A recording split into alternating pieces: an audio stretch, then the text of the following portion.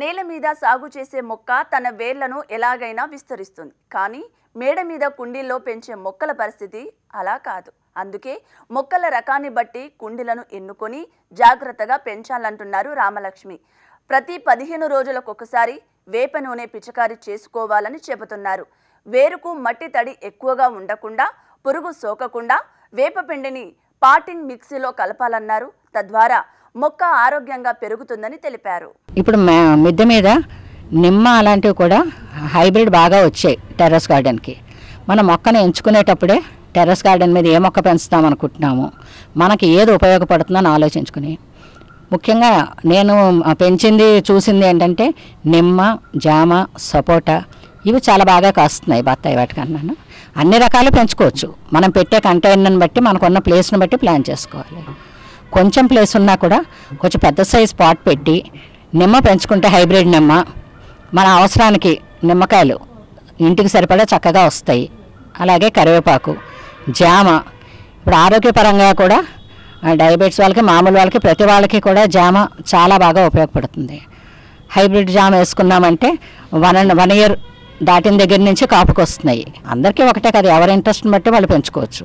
ముఖ్యంగా సలాడ్ నిమ్మ, vitamin C, జామ, ఆ తర్వాత సపోటా కూడా డ్వార్ఫ్ వచ్చాయి అన్నీ.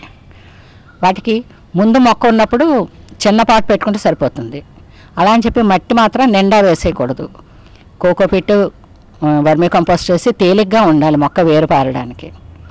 ముఖ్యంగా గమనించాల్సింది ఏంటంటే, మనం నేలలో వేసిన మొక్క వేర్లు ఎలాగైనా చొచ్చుకుని వెళ్ళిపోతాయి. కానీ మిద్దె మీద అలా కాదు. దానికి వేరు వెళ్ళడానికి, వేరు వ్యవస్థకి మనం సాయిల్ లూజ్గా ఉండేటట్టు ముందు సంవత్సరం 2 సంవత్సరాలు చిన్న మొక్క ఉంటుంది. అది పెరిగిన తర్వాత దాన్ని జాగ్రత్తగా మళ్ళీ రీపాటింగ్ చేయాలి. పెద్దది పెట్టి దాంట్లో మళ్ళీ కొత్త మట్టి వేసామంటే చక్కగా పెరుగుతుంది మొక్క. మొక్కని మనం పెంచాలి అంటే కిందన ఎప్పటికప్పుడు కిచెన్ కంపోస్ట్ ఆర్గానిక్గా ఇస్తూ, పెస్టిసైడ్స్ ఏమి లేకుండా, ఎప్పుడైనా వస్తుంది జామకి దానికి ఏమన్నా పురుగు వస్తే ఆ పురుగు ఉద్ధతిని బట్టి కొంచెం ఉన్నప్పుడు లైట్గా చేత్తో తీయడమో, కొమ్మ కట్ చేయడం అలా చేసేయచ్చు. కొంచెం ఎక్కువైతే మాత్రం పుల్ల మజ్జిగ, ముఖ్యంగా వేప నూనె ప్రతి 15-20 రోజులకు ఒకసారి అన్ని మొక్కలకి నీమ్ ఆయిల్ స్ప్రే చేస్తే పురుగులు అసలు రావు. పీరియాడికల్గా చేసుకుంటూ ఉండాలి. అది ఎక్కువైన తర్వాత దాన్ని నిర్మూలించడం కన్నా మొదటే రాకుండా మనం చూసుకోవడం అనేది చాలా ఇంపార్టెంట్.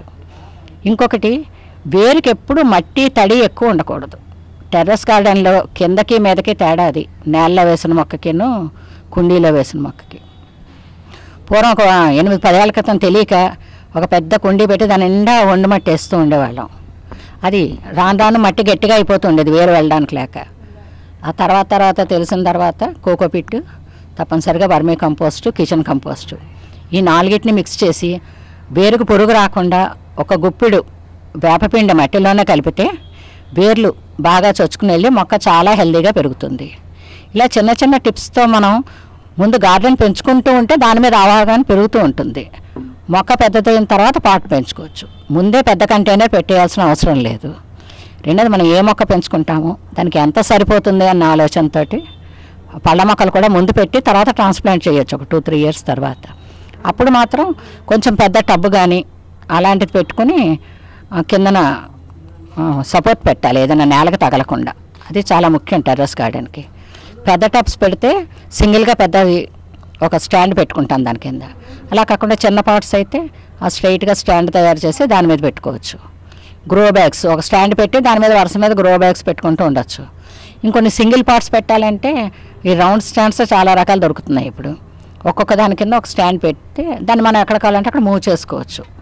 వర్షాకాలం ఎక్కువ వర్షాలు లేకుండాను, వేసవి అయితే డైరెక్ట్ సన్ లేకుండాను.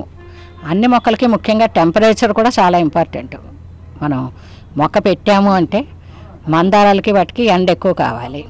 గులాబీ కానీ, తోటకూరలు, ఆకుకూరలు, చిన్న మొక్కలన్నింటికి ఎండ తక్కువ కావాలి. అందుకని సీజన్ని బట్టి మనం వాటిని కొంచెం మూవబుల్గా కూడా చూసుకోవాలి, దాన్ని ఎక్కడ అటు ఇటు మార్చడానికి. సేంద్రియ విధానంలో పెంచే మిద్దె తోటల వల్ల ఆరోగ్యంతో పాటు సంతృప్తి లభిస్తుందని ఈ మిద్దె సాగుదారు తెలిపారు. కుటుంబ సభ్యుల ఆరోగ్యాన్ని కాపాడాలనుకునేవారు మొక్కల పెంపకం చేపట్టాలని అంటున్నారు. తోట పనులకు ప్రతిరోజు కాస్త సమయాన్ని కేటాయించడం వల్ల వ్యాయామంతో పాటు మానసిక ఉల్లాసం లభిస్తుందని చెబుతున్నారు. డ్రాగన్ ఫ్రూట్ అనేది బజార్లో కొనాలంటే అది ఇంపార్టెంట్ ఫ్రూట్ కింద లెక్క. కానీ ఇప్పుడు టెర్రస్ గార్డెన్లో డ్రాగన్ ఫ్రూట్ పెంచవచ్చు అని కొంచెం అవగాహన పెరిగి కిందటి సంవత్సరం నేను కూడా ఒకటి వేశాను, బాగా వచ్చింది.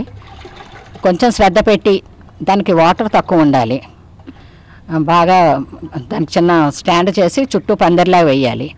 దానికి సపోర్ట్గా ఇస్తే 1.5 yearsకి డ్రాగన్ ఫ్రూట్ కూడా వస్తుందని నేను ప్రయత్నం లాస్ట్ ఇయరే వేశాను.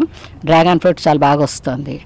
జామ కూడా మాకు చిన్న మొక్కకి 8 కాయలు 10 కాయలు లాస్ట్ ఇయర్ వేసిన దానికి కూడా కాయలు వస్తున్నాయి. వాకింగ్కి వెళ్ళి అక్కడికి వెళ్ళి టైం ఆరోగ్యం కోసం చేసే బదులు మనకి చాలా ఎక్సర్సైజ్ ఉంటుంది. మొక్కలకి నీళ్లు పెట్టుకోవాలి, అన్ని మొక్కలు చూసుకుని వంగి గడ్డి పీకి ఇలా చేస్తే మనం మన ఆరోగ్యానికి కూడా ఫిజికల్గా ఎంతో ఫిట్నెస్.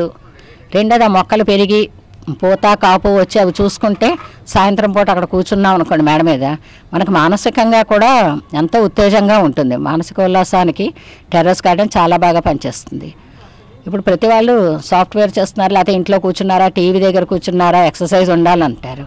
మొక్కలు పెంచుకుంటే మనం పిల్లలతో ఎంత సేవ చేస్తే వాడు వెనకాల తిరుగుతామో ఈ మొక్కలు కూడా అంతే. వాటికి రోజు సంరక్షణ చేయాలి, రోజు అవి ఎలా ఉన్నాయో చూసుకోవాలి. అది పూసినప్పుడు పళ్ళు కాయలు వచ్చినప్పుడు వాటిని చూసి మనం పిల్లలు పెరిగితే ఎలా ఆనందిస్తామో అలాగే దీనివల్ల కూడా మానసికంగా చాలా ఆనందం పొందుతాం.